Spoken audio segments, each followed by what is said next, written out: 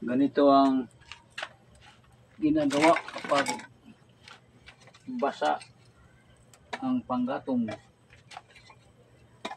Kapag magluto, dito natin patuyuin para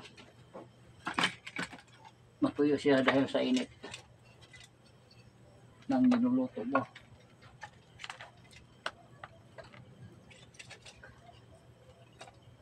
Kahit tag-ulan, basta ilagay mo lang dito ang mga sinibak mo, matutuyo siya. So kailangan lagyan palagi para tuwing magluluto ka ng kanin